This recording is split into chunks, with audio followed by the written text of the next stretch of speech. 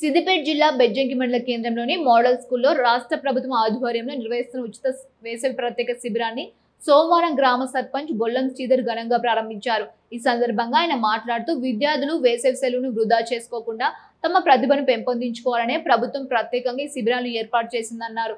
విద్యార్థులు విద్యతో పాటు క్రీడలు, కళలు, వ్యక్తిత్వ వికాసం వంటి అంశాల్లోనూ నైపుణ్యం సాధించాలని సూచించారు. మే 11వ తేదీ నుంచి 20వ తేదీ వరకు కొనసాగుతున్న ఈ శిబిరంలో 6వ తరగతి నుంచి 10వ తరగతి వరకు విద్యార్థులకు ప్రత్యేక శిక్షణ అందించనున్నారని తెలిపారు. ప్రతిరోజు ఉదయం 8 గంటల నుంచి మధ్యాహ్నం 12 గంటల వరకు స్పోకెన్ ఇంగ్లీష్, చిత్రలేఖనం, వ్యక్తిత్వ వికాసం, గణిత శాస్త్ర మెలకువలు, నృత్యం, క్రీడలు, ఇండోర్ గేమ్స్, సృజనాత్మక కార్యక్రమాలు తదితర అంశాల్లో శిక్షణ ఇవ్వనున్నట్లు మోడల్ స్కూల్ ప్రిన్సిపాల్ మాలోతు సంగీత తెలిపారు.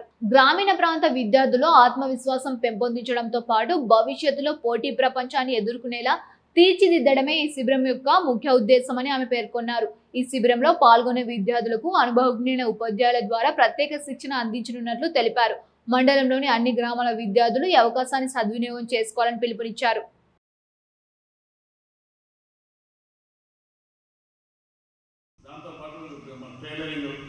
తదితర కోర్సులు మేడం చెప్పింది. అందులో మీకు ట్రైనింగ్ ఇస్తారు. అలాగే మీకు సబ్జెక్టు క్లాసులలో ఏదన్నా కొంచెం డౌట్స్ ఉంటే మీరు అడగలేదు. ఈ శిక్షణ శిబిరం కూడా మీరు అడగచ్చు. అందరికీ జరుగుతారు, ఫ్రీగా అడగచ్చు. వాళ్ళు ఆ క్లాస్లో మీరు ఇబ్బంది అయితే కొందరు అడగలేదు అందరి ముందు. ఇప్పుడు మీరు అడగచ్చు, వాళ్ళు మంచిగా చెప్తారు. ఇంకోటి ఏంటంటే మీరు ఇప్పుడు వచ్చింది కదా, మీ చెల్లెలకు కానీ మీ అక్కలకు కానీ తమ్ముళ్ళు చెప్పండి, ఖచ్చితంగా రేపటి మనం ఈ శిబిరానికి రావాలి. ట్రైనింగ్ సెంటర్కు మా మేడం చెప్పండి. మీ పేరెంట్స్ చెప్పండి, ఎందుకంటే తమ్ముళ్ళు తీసుకుపోవాలి, చెల్లెలు తీసుకుపోవాలి. వాళ్ళు ఉపాధి హామీ కూలీలకు దాదాపు దగ్గరికి వస్తారు మేడం.